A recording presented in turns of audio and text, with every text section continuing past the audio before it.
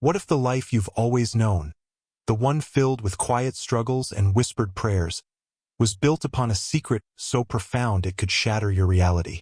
What if a single, chance encounter could unravel a lifetime of lies, revealing a past you never knew you had and a future you never dared to dream of? For one hardworking waitress, a simple act of honesty was the key that unlocked a door to a hidden world of immense wealth, buried heartbreak, and a truth that would change everything. This is a story about a faded photograph, a billionaire's long-lost hope, and a test of character so demanding it could either break a resilient spirit or forge her into the woman she was always destined to be. The clatter of ceramic on linoleum was the soundtrack to Lena Washington's life. It was a rhythm of exhaustion, a percussive beat marking the hours she spent on her feet, navigating the narrow aisles of the Greystone diner. Each plate she carried, heavy with fries and gravy, felt like a small weight added to the immense burden she shouldered alone. Her mother, Sarah, was the silent, unseen reason for every double shift, every forced smile, every aching muscle. The medical bills were a relentless tide, threatening to pull them both under, and Lena was the only seawall holding them back. She was 26, but some days she felt ancient. The dreams she'd once harbored of art school, of seeing the world beyond the city's gray skyline, had long since faded, bleached out by the harsh glare of necessity. Now, her world was the scent of stale coffee, the sticky residue on tabletops, and the fleeting faces of customers who saw her as nothing more than a pair of hands to deliver their food. She was kind, a deep and abiding kindness etched into her very soul by a mother who had taught her that integrity was the only currency that truly mattered. Even when her tips were meager and her spirit was frayed, she met cruelty with grace and indifference with a genuine warmth that was often lost on those she served. The man at table 7 was different. He had been coming in for a week, always at the same time, just after the lunch rush subsided. He was older, perhaps in his late 60s, with a face that looked as if it had been carved from granite and left out in a storm. His eyes, a startlingly pale gray, held a deep, profound sorrow that seemed to absorb the light around them.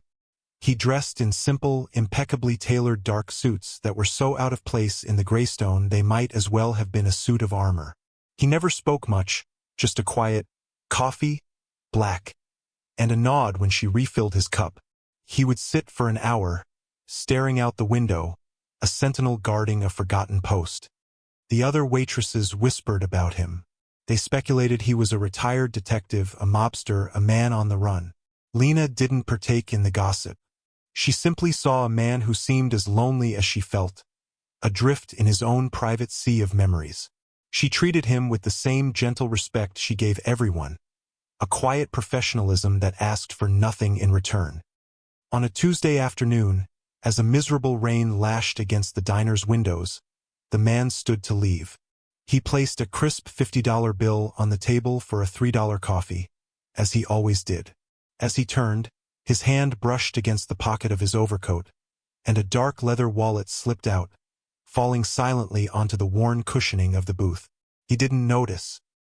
He walked out into the rain, the small bell above the door chiming his departure, and disappeared into the stream of city traffic. Lena saw it immediately.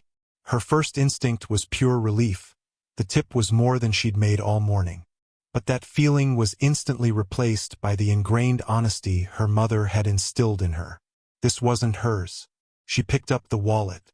It was heavy, made of fine, supple leather that felt alien in her work-worn hands. She shouldn't look inside. She knew that. It was an invasion of privacy. But she had to find some form of identification, some way to contact him. Her heart hammered against her ribs as she unfastened the clasp. Inside, there were several platinum credit cards, a driver's license, and a thick fold of $100 bills. The name on the license read Arthur Sterling. The address was on the other side of town, in a neighborhood of sprawling estates and gated mansions she had only ever seen in magazines. He was clearly a man of immense wealth. A small, desperate voice in the back of her mind whispered how easy it would be. Take the cash. No one would ever know. Could pay for her mother's medication for months. She shoved the thought away, disgusted with herself. That wasn't who she was. As she went to close the wallet, her thumb slid across a small, plastic sleeve. Tucked inside was a photograph, old and creased, its colors faded to a soft pastel. It was a picture of a little girl, no older than 5, with bright, laughing eyes and 2 unruly pigtails that seemed to have a life of their own. She was sitting on a park bench, a gap-toothed smile directed at the person behind the camera. A woman's arm was wrapped lovingly around her shoulder. Lena's breath caught in her throat. The world around her, the hiss of the coffee machine, the murmur of conversation from the kitchen, dissolved into a muted roar.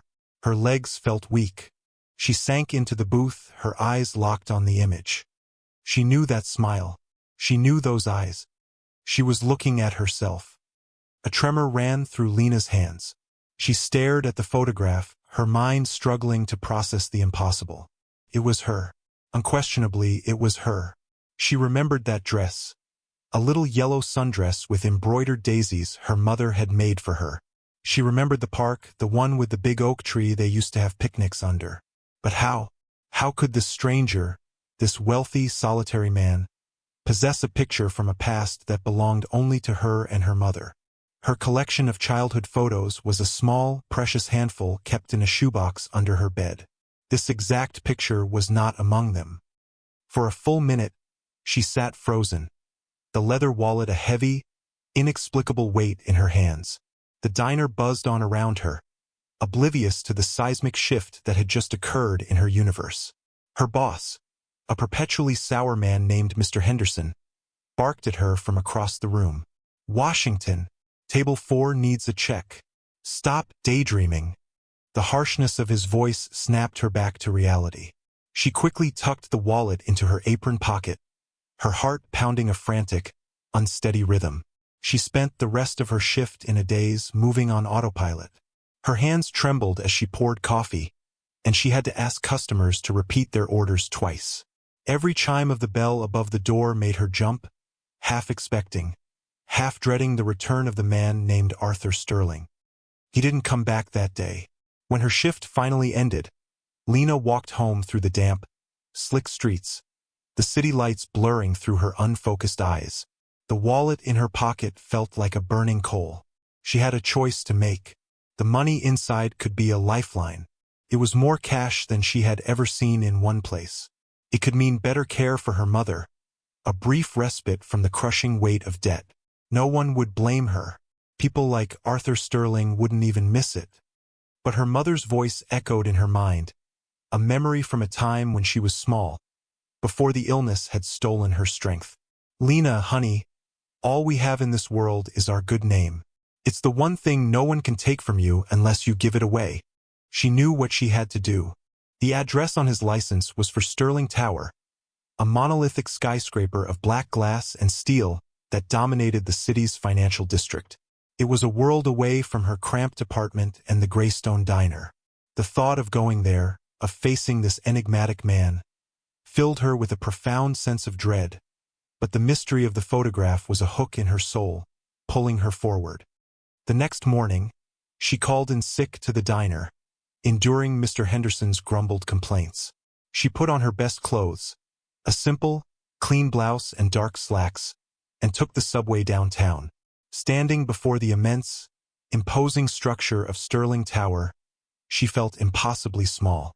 The lobby was a cavern of marble and polished chrome, filled with people in sharp suits who moved with an air of brisk, untouchable importance. They flowed around her as if she were a rock in a stream, their eyes sliding past her without a flicker of recognition. She approached the security desk, her throat tight. "Excuse me," she began, her voice barely a whisper. I need to see Mr. Arthur Sterling.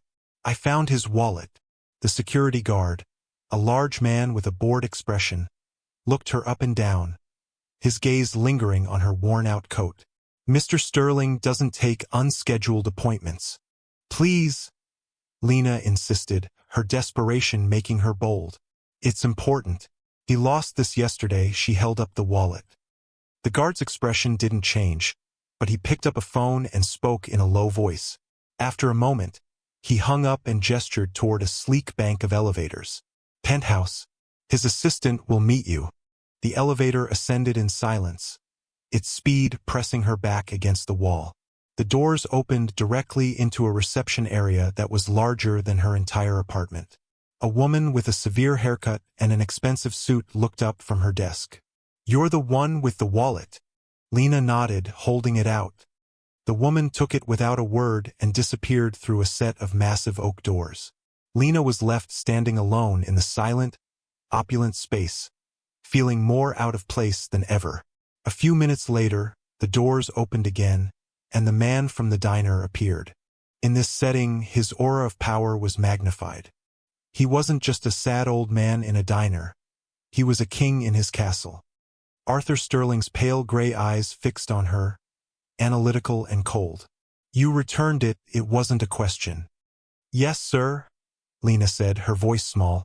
"You dropped it at the Greystone." He stepped closer, his gaze intense.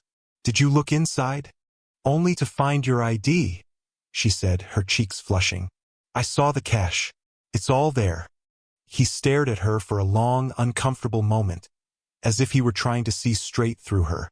"Many people in your position would have taken the money. Why didn't you?" "It wasn't mine to take," she said simply. A flicker of something, surprise, respect, crossed his face. He gestured for her to enter his office. The room was vast, with a floor-to-ceiling window that offered a breathtaking, godlike view of the city below. It was a view of power, of ownership. "I appreciate your honesty," he said, his voice a low rumble. He walked to his desk, opened the wallet, and confirmed the contents were intact. He then looked back at her, his expression unreadable. "That diner, you've worked there long?" "A few years," Lena replied, unsure where this was going. "It's a difficult job. For little reward," he paused, his eyes narrowing slightly. "I have a proposition for you, Ms. Washington." "A job?" Lena was stunned. "A job? Sir, I don't understand. I have a personal project I'm working on. It requires discretion, patience, and above all, honesty. Qualities that seem to be in short supply these days. Qualities you have demonstrated." He named a salary that was so high, so astronomical compared to her meager wages, that she thought she must have misheard him. It was more than she made in a decade. It was enough to change everything. What kind of project?" she stammered, her mind reeling. His gaze drifted to the wallet on his desk, and the sorrow she'd seen in the diner returned to his eyes, deeper this time. "It's about finding someone.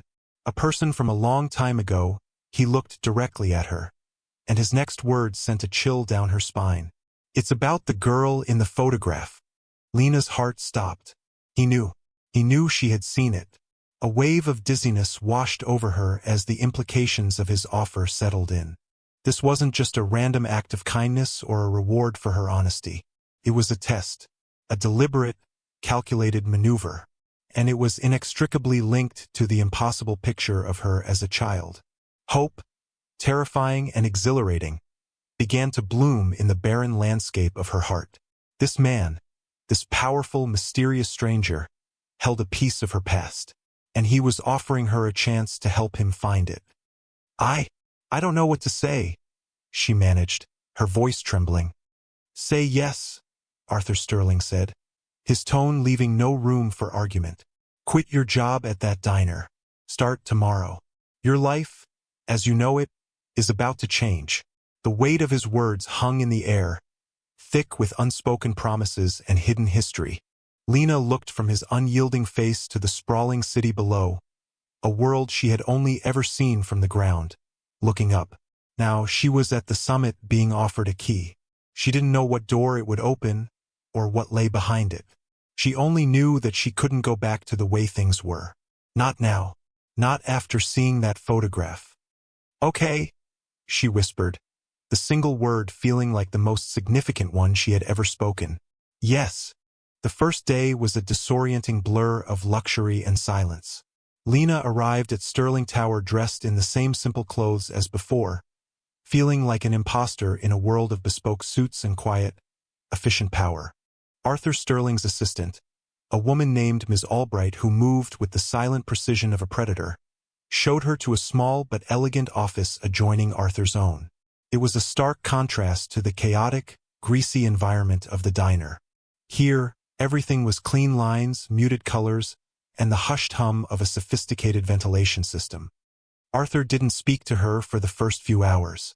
He sat at his massive desk, a silhouette against the panoramic window, reviewing documents with an unnerving stillness. Lena sat at her own desk, her hands folded in her lap, unsure of what she was supposed to do. Was she a secretary? An assistant? The ambiguity of her role was unsettling. The salary he had offered her was enough to hire a team of elite private investigators. Why her? A waitress with a high school diploma and a mountain of debt. Finally, just after noon, he spoke, his voice startling her out of her anxious thoughts. "Ms. Washington, come here." She walked tentatively to his desk. He gestured to the two leather chairs facing it. As she sat, he slid a single, high-quality copy of the photograph across the polished mahogany surface. It was larger now, the details clearer. The little girl's face, her face, smiled up at her. The woman's arm around her was slender, wearing a simple silver bracelet. Lena's eyes welled up as she recognized it. It was her mother's, the one she'd had to pawn a few years ago to pay for a round of treatment. "Tell me about your mother," Arthur said, his voice soft but firm, an order disguised as a request. "Her name is Sarah," Lena began, her voice thick with emotion. She's not well. She has a chronic illness. She raised me on her own. She used to be a seamstress, a very good one. She made this dress," she added, her finger tracing the outline of the yellow sundress in the photo. Arthur's expression remained impassive, but his knuckles were white where he gripped the edge of his desk. "She never spoke of your father?" Lena shook her head. It had always been a forbidden topic. Whenever she had asked as a child, a shadow would fall over her mother's face, a deep and painful sorrow that Lena quickly learned not to provoke. No, she only ever said that he was gone, that it was a long time ago and it was too painful to talk about. He absorbed this information in silence, his pale eyes searching her face, as if looking for a reflection of someone else. "The project I mentioned," he said slowly, choosing his words with care, "is about her. It's about Sarah." This was it, the first piece of the puzzle. "You knew her," Lena breathed, the statement a certainty, not a question. "Yes," he confirmed, a universe of pain held in that single word. "I knew her, a very long time ago. Before you were born." He looked away from her, his gaze fixed on the city below, but Lena could tell he was seeing something else entirely, a memory playing out behind his eyes. "We were close, and then we weren't. I lost touch with her. I tried to find her over the years, but it was as if she had vanished." He turned back to her, his focus sharp and intense again. "When I saw you in that diner, I felt a flicker of recognition, a ghost of a memory. When you returned my wallet, an item I lost, quite deliberately, and I saw your name on the employee schedule, Sarah Washington's daughter, I knew it couldn't be a coincidence. I had to know more." The revelation hit Lena with the force of a physical blow. The chance encounter wasn't chance at all. It was a calculated, desperate gambit. He had been testing her, searching for a trace of her mother's character in her. The thought was both invasive and strangely flattering. "So this job, you want me to help you find out what happened? To her? To you?" Lena asked, her mind racing to connect the dots. "I want you to help me understand," he corrected gently. "I have resources, investigators, all the money in the world, but they can only find facts, dates, addresses. They cannot find the truth. The truth of a person's life is held in the memories of those who loved them. You hold a piece of that truth. I hold another. I believe that together, we can piece together the story of Sarah's life and find out why she disappeared from mine." He stood and walked to a locked filing cabinet in the corner of the room. He opened it with a key and pulled out a large, dust-covered box. He placed it on the desk between them. "This is where we begin. These are my memories. Letters, photographs, keepsakes. Everything I have left of her. Lena looked at the box, her heart a tangled mess of hope and fear. This was more than a job. It was a pilgrimage into the past, into the heart of the secret her mother had guarded her entire life. It was a chance to understand the sadness that had always lingered in her mother's eyes, and perhaps to finally learn the identity of the father she had never known. The first twist of the key had been turned. The lock on her past was beginning to open. Over the next few days, the penthouse office became a sanctuary of memory. Lena and Arthur sifted through the contents of the box, a dusty archive of a love affair frozen in time. There were faded photographs of a young, vibrant Sarah, her smile radiant, a stark contrast to the frail, tired woman Lena knew. In many of the photos, a younger Arthur was by her side. His face not yet hardened by time and grief, his eyes full of adoration. There were ticket stubs from movies, pressed flowers from a long-dead bouquet, and dozens of letters. The letters were mostly from him to her, sent from various cities around the world during his business trips. They were filled with passionate declarations of love and promises of a future together. There were only a few from Sarah in the box, and they were brief, filled with a longing that made Lena's heart ache. "She was a wonderful woman," Arthur said one afternoon, holding a photo of Sarah laughing on a beach, fiercely independent, talented. "She saw the world not as it was, but as it could be. She made me better." Lena learned about their story in fragments. They had met when he was a young, ambitious executive and she was a budding designer. Their romance was a whirlwind, intense and all-consuming. But it was also a secret. Arthur came from a wealthy, powerful family who, he explained vaguely, would not have approved of his relationship with a woman of her standing. As they worked, a quiet, tentative bond began to form between them. Lena saw past the intimidating billionaire to the lonely, grieving man beneath. He, in turn, began to treat her less like an employee and more like a confidant. He asked about her life, about her mother's illness, and listened with a deep, solemn attention that made her feel seen for the first time in years. He arranged for a specialist to review her mother's case files, an act of kindness that moved Lena to tears. Their quiet investigation, however, was not to go unnoticed. One morning, the oak doors to the office swung open and a man in his late 30s strode in. He was handsome in a sharp, predatory way, dressed in a suit that was even more expensive than Arthur's. He had the same pale gray eyes, but where Arthur's held sorrow, this man's held a cold, dismissive arrogance. "Arthur," the man said, his voice smooth but with a clear edge of impatience. "I've been trying to reach you all week. The board is asking questions. What is this I hear about you liquidating a portion of your personal portfolio? And who?" he added, his eyes flicking to Lena with unconcealed disdain. "Is this?" Arthur's face hardened. "Marcus, this is my new associate, Ms. Washington. We are working on a private matter. It does not concern you or the board." "An associate?" Marcus Vance, Arthur's nephew and the current CEO of Sterling Industries, let out a short, incredulous laugh. He walked around the desk, his eyes scanning the old photographs and letters spread across its surface. "It looks more like you're taking a stroll down memory lane. This is what's been distracting you from your duties as chairman." His condescension was a physical force in the room. He looked at Lena as if she were something he had scraped off the bottom of his shoe. "And what are your qualifications, Ms. Washington? Let me guess. You poured him a good cup of coffee?" Lena's face burned with humiliation, but she met his gaze evenly, refusing to be intimidated. "I'm helping Mr. Sterling with his research." "Research?" Marcus scoffed. "Into what?" "The past is the past, Arthur. You should let it lie." He turned his attention back to his uncle, his tone shifting from mockery to a sharp, almost threatening seriousness. "Whatever you're doing, stop. It's unseemly. People are talking. Digging up ghosts will only cause trouble for the family. For the company. The company is your concern, Marcus. My personal life is my own," Arthur stated, his voice dangerously low. Marcus's eyes narrowed into slits. He gave Lena one last, lingering look, a clear and unmistakable warning. Some personal matters have a way of becoming public. Be careful who you trust, uncle. Especially those who suddenly appear out of nowhere with a vested interest in your sentimentality.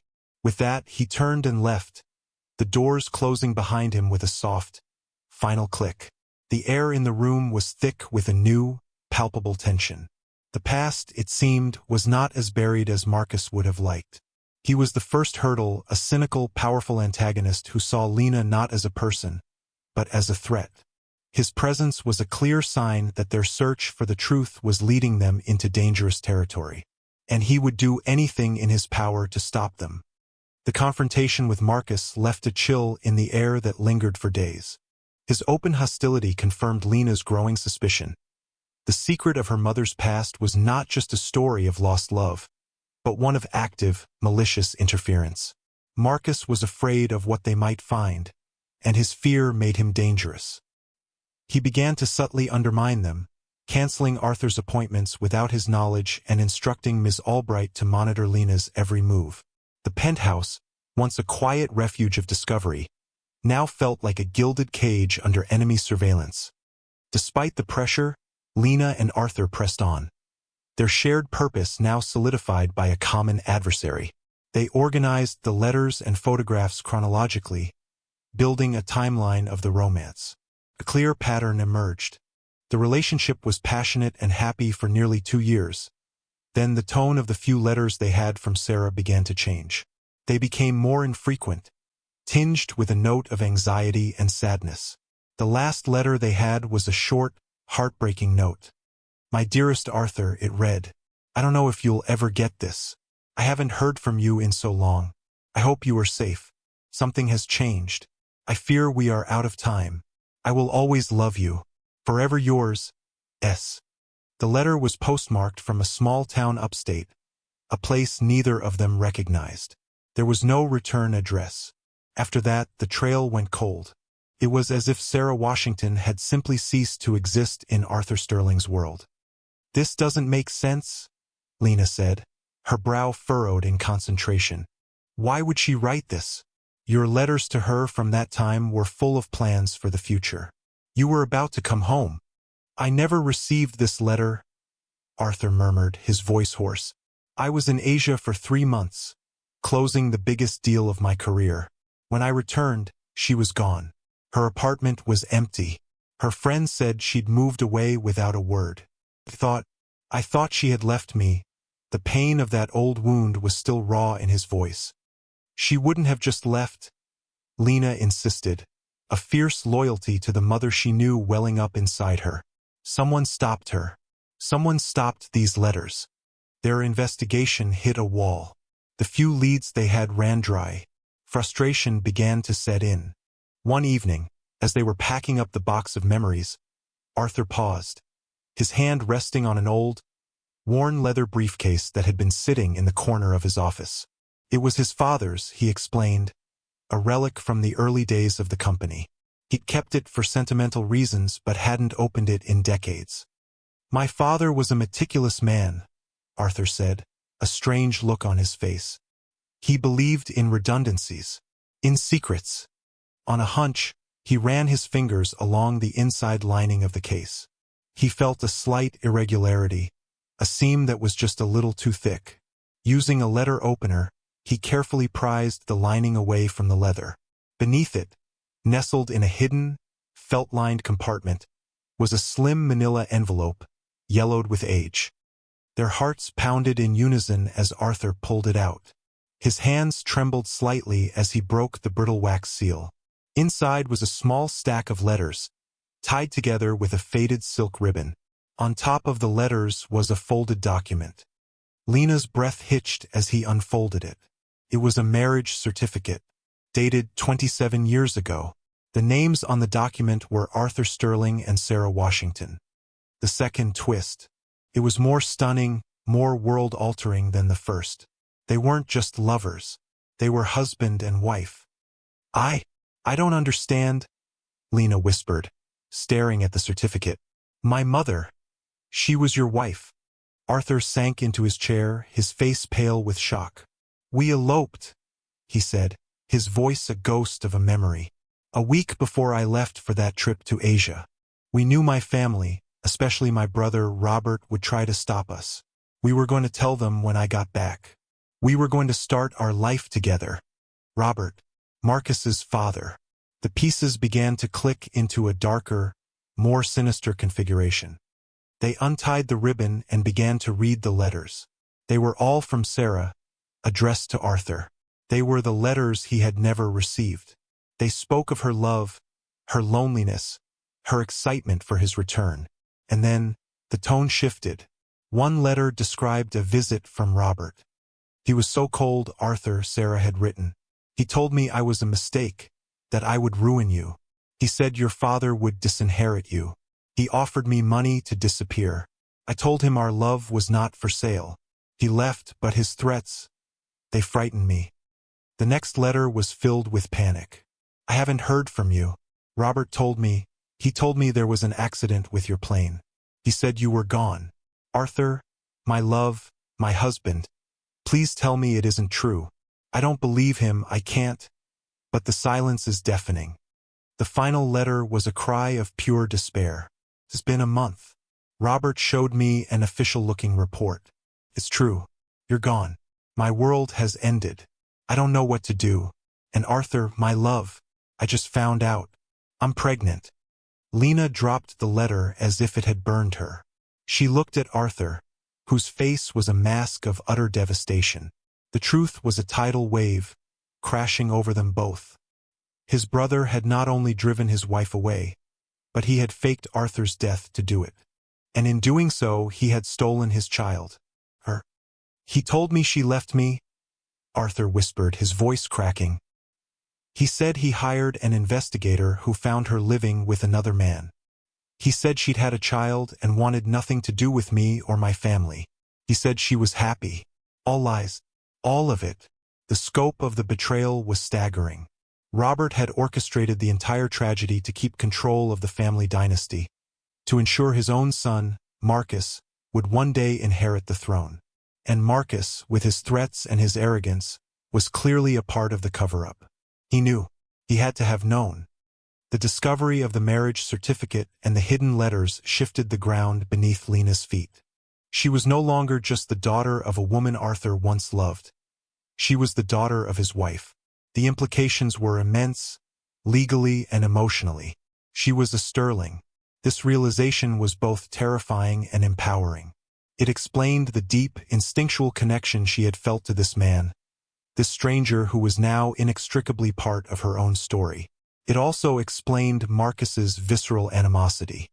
He wasn't just protecting his uncle from a gold digger. He was protecting his inheritance from the rightful heir. Marcus, feeling the walls closing in, escalated his attacks. He could no longer rely on subtle intimidation.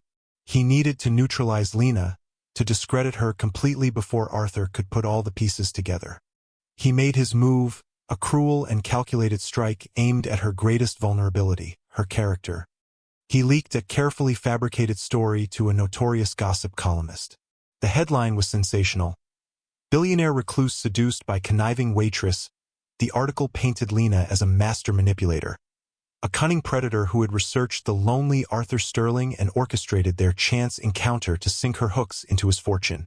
It mentioned her mother's illness, twisting her desperation into a motive for fraud. It was a vile, character-assassinating piece, using half-truths to construct a monstrous lie. The article spread like wildfire. Lena's phone buzzed with notifications. Friends she hadn't heard from in years sent her links, some asking if it was true, others offering tentative support. The worst blow came from Mr. Henderson, her former boss at the diner, who was quoted in the article. "She was always quiet, kept to herself," he'd said. "But you could tell she thought she was better than the rest of us. Always had her eye on the big time." His words, twisted by the reporter, felt like a betrayal. Lena was devastated. She locked herself in her small apartment, the city she had just started to see from the top of the tower now feeling immense and hostile again. She felt exposed, violated. Everything she valued, her integrity, her honesty, her quiet dignity, had been publicly shredded.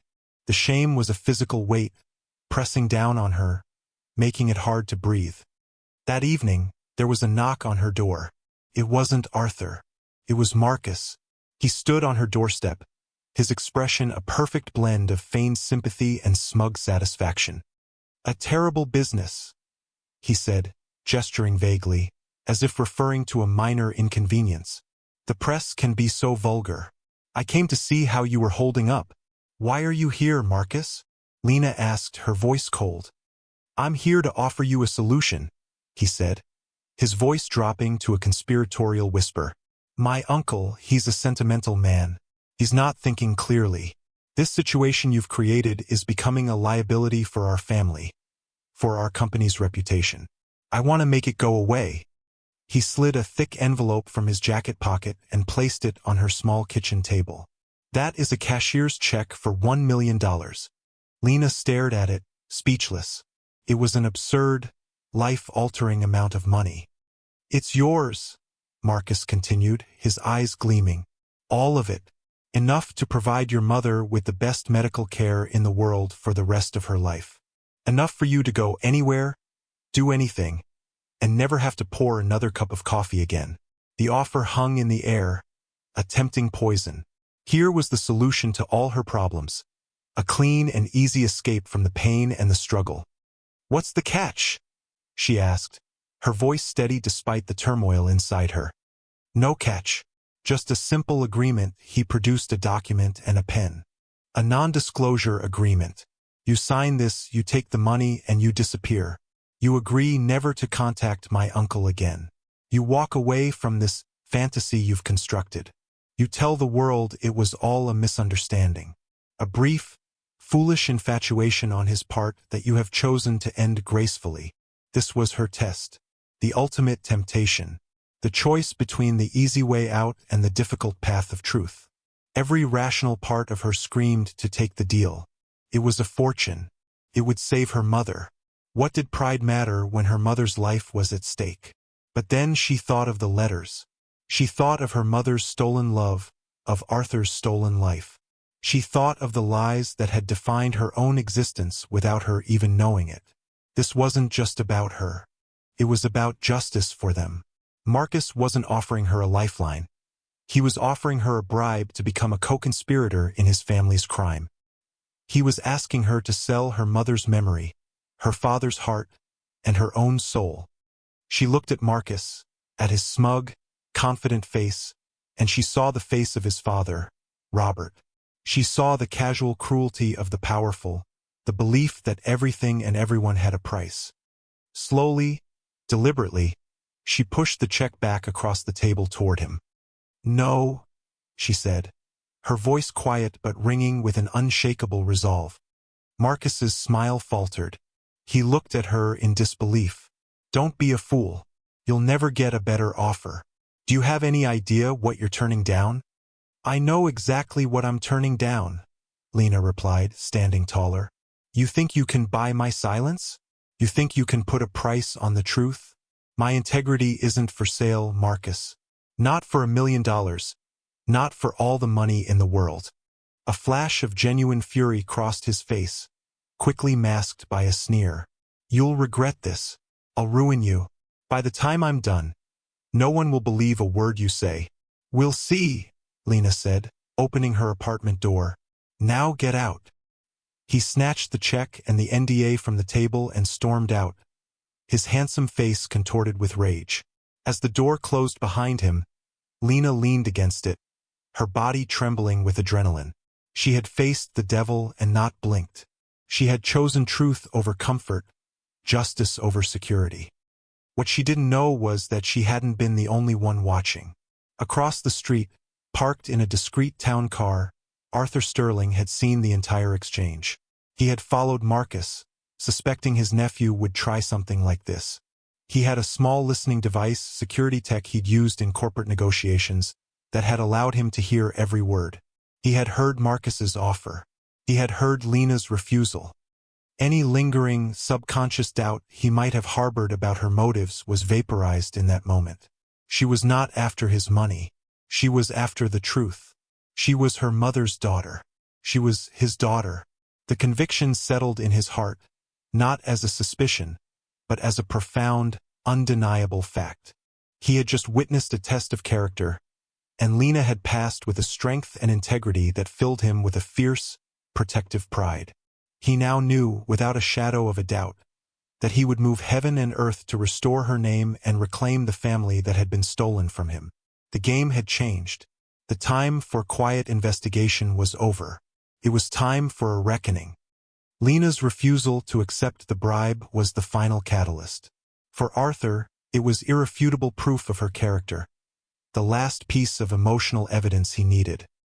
He returned to the penthouse that night, not with the weariness of a man haunted by the past, but with the focused, cold fury of a titan preparing for war. He called Lena and simply said, "I know what he did. I heard everything. It's time you knew the whole truth." He summoned her to his office. The box of memories was gone. In its place on his desk were neat stacks of legal documents, financial records, and private investigator reports. The air of sentimental remembrance had been replaced by the sterile atmosphere of a command center.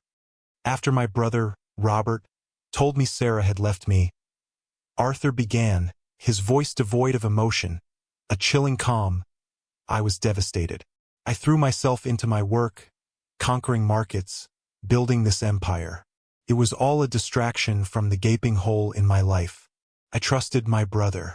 He was family. He managed my personal affairs while I expanded the company overseas.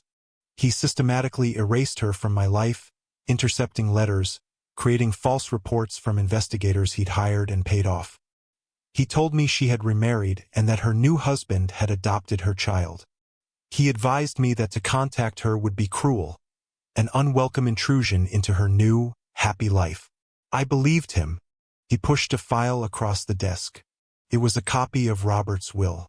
"My brother died 5 years ago. Marcus inherited his position as CEO and his controlling shares in the company.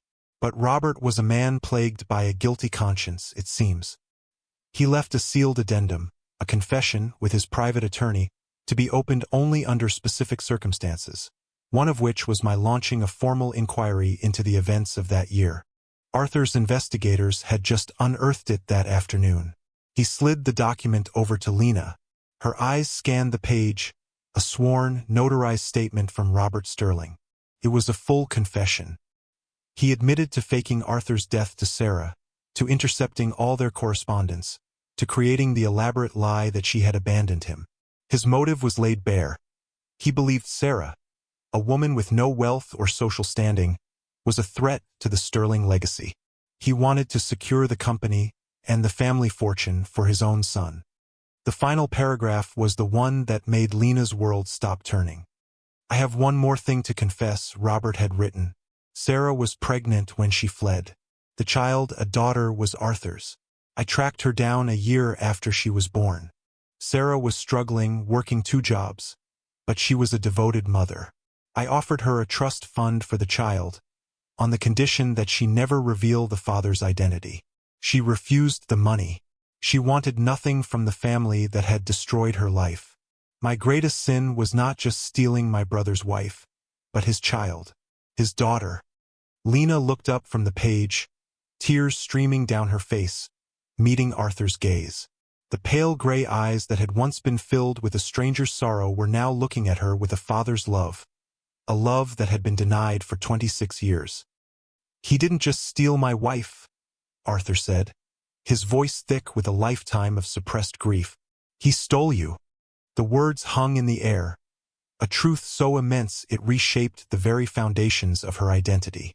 Lena Washington, Lena Sterling, the virtuous underdog, the secret heir, all the fragmented pieces of her life, her mother's sadness, her own feeling of being untethered, the inexplicable pull she felt toward this man, snapped into perfect, heartbreaking clarity. He was her father. "All these years," Lena whispered. "My mother. She protected me. She could have told me. She could have fought for a share of this fortune. But she wanted to keep me safe from the people who hurt her. She was the strongest person I ever knew," Arthur said, his own eyes shining with tears. "And you have her strength. You have her integrity. The cascade of revelations was overwhelming, a torrent of truth that washed away a lifetime of questions. In that moment, a profound transformation took place. The passive survivor, the woman who endured, was gone. In her place was a woman of agency, a daughter ready to fight for her mother's honor and her father's legacy. "What do we do now?"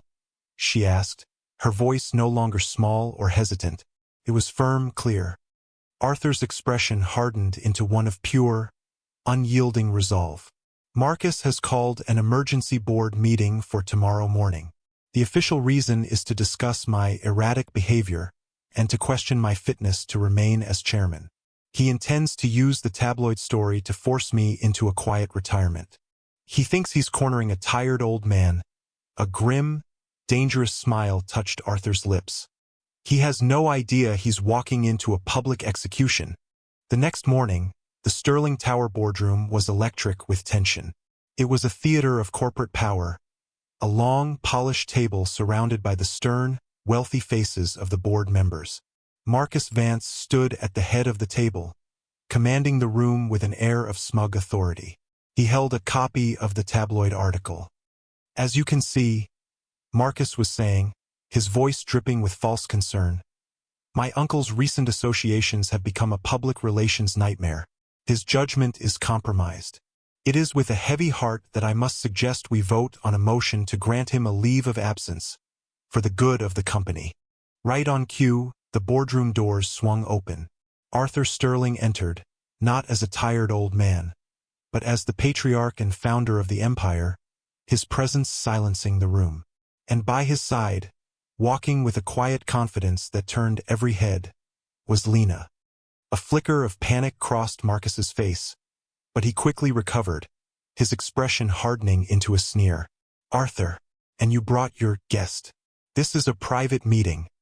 "She is not a guest," Arthur said, his voice resonating with power. "And this is no longer a private meeting." He gestured to a lawyer who had entered with them, who began distributing folders to the shocked board members. "This is a family matter, one that has profound implications for the future of this company." Arthur walked to the head of the table, displacing his nephew.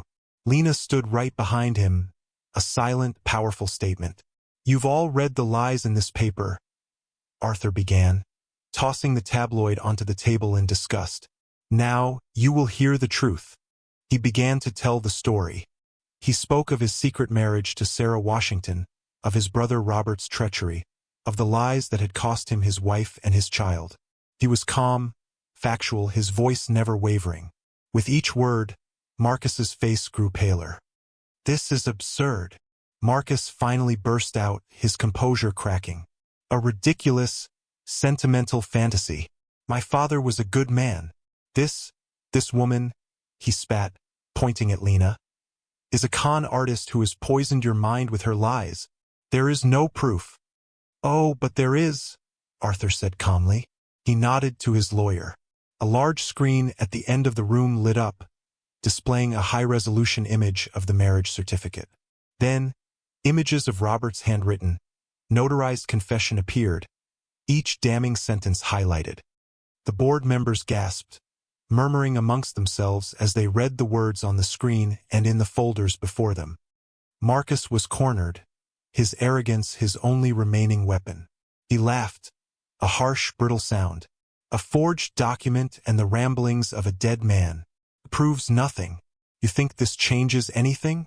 Even if it were true, my father did what he had to do to protect this family from a gold-digging nobody. He did it for the good of the company." It was the confession they were waiting for. In his arrogant rage, he had just admitted his father's guilt. He had become an accessory after the fact. "So you admit you knew about this?" Arthur's voice was like ice. "I knew my father was a pragmatist," Marcus shouted, his face red with fury. "I knew he wouldn't let some waitress's daughter derail a multi-billion-dollar enterprise. And I won't either. I offered her $1 million to go away, and she was stupid enough to refuse." The boardroom fell into a stunned silence. Marcus had just publicly confessed to attempted bribery and his knowledge of the cover-up. He had incinerated his own career in a blaze of hubris. Arthur let the silence hang in the air for a moment before delivering the final, devastating blow. Board members, Marcus Vance has just admitted to concealing a multi-decade fraud that has fundamentally misrepresented the ownership structure of this company. But he is right about one thing. This is about protecting the Sterling legacy. He turned and placed a hand on Lena's shoulder. Which is why I am formally introducing my daughter, and my rightful heir, Lena Sterling. The fallout was swift and decisive. The board, faced with irrefutable proof of Marcus's complicity and his stunningly public confession, voted unanimously to remove him as CEO and from his seat on the board. Security escorted a pale, trembling Marcus from the building, his reign of cynical ambition over. Legal proceedings began immediately, not just to formally oust him from the company, but to investigate the decades of fraud perpetrated by his father. The Sterling Empire had been shaken to its core, but it had been cleansed. For Lena, the victory in the boardroom was secondary. Her true reward came in the quiet moments that followed. Arthur, her father, spared no expense. He moved her mother, Sarah, to the finest private medical facility in the country, where a team of top specialists took over her care. For the first time, Lena could walk into her mother's room without the gnawing fear of unpaid bills and inadequate treatment. One afternoon, she sat by her mother's bedside, holding her hand. Arthur stood quietly by the window, giving them their space. Sarah's eyes, which had been clouded with illness for so long, were clearer now. She looked at Lena, then over at Arthur. A faint, weak smile touched her lips. "You found him," she whispered, her voice raspy. Tears streamed down Lena's face as she nodded. "He found us." Sarah turned her gaze to Arthur. "You look older," she said, a spark of her old humor in her eyes. Arthur crossed the room and took her other hand. "And you, Sarah, are as beautiful as the day I met you." The three of them stayed like that for a long time, a family reunited by a truth that could no longer be denied. The wounds of the past were deep, but for the first time, they could begin to heal. Lena felt a sense of peace settle over her, a feeling of rightness, of coming home. Her life of struggle was over. Her new life, one of purpose, family, and security, was just beginning. A year later, the gray city skyline looked different from the top of Sterling Tower. It no longer seemed like a distant, unattainable world. It looked like a community, a place of need and opportunity. Lena stood in what was once her small, temporary office, now the headquarters of the Sarah Washington Foundation, a major new charitable organization dedicated to providing top-tier medical care for low-income families. She was no longer an associate or a guest. She was the president of the foundation, a confident, compassionate leader who moved with grace and purpose. The tabloid scandal was a distant memory, replaced by headlines praising her philanthropic work. She had taken the immense resources now at her disposal and used them to honor her mother's legacy of kindness and resilience. Her mother, though still frail, had made a remarkable recovery, her condition stabilized by the consistent, expert care the foundation now provided to so many others. Arthur Sterling stood beside Lena, looking out the window with her. The profound sadness in his eyes had been replaced by a quiet, joyful pride. He was no longer a recluse, a ghost haunting his own life. Finding Lena had brought him back into the world. He had stepped down as chairman of the board, appointing a trusted successor, and now dedicated his time to helping Lena run the foundation. He was not just a billionaire. He was a father, a grandfather-in-waiting, a man redeemed by a love he thought he had lost forever. They were not just rebuilding a lost relationship. They were building a new legacy, one founded not on cold ambition and ruthless power, but on compassion, justice, and the unbreakable bonds of family. Lena's journey from the Greystone Diner to this boardroom had been a trial by fire, a test of the very core of her being. She had faced down cynicism, greed, and betrayal, and had chosen integrity every single time. Her reward was not the fortune she inherited, but the family she had reclaimed and the purpose she had found. This story reminds us that our circumstances do not define our character. In a world that often measures worth by wealth and status, the greatest treasures are still honesty, resilience, and the courage to fight for the truth. Sometimes the most powerful dynasties are not built on money, but on a love so strong it can weather decades of lies and separation. How many other secrets lie hidden in plain sight, waiting for one small act of kindness to bring them into the light? If this story touched your heart and reaffirmed your belief in the power of integrity, please like, share, and subscribe for more inspirational stories that celebrate the triumph of the human spirit.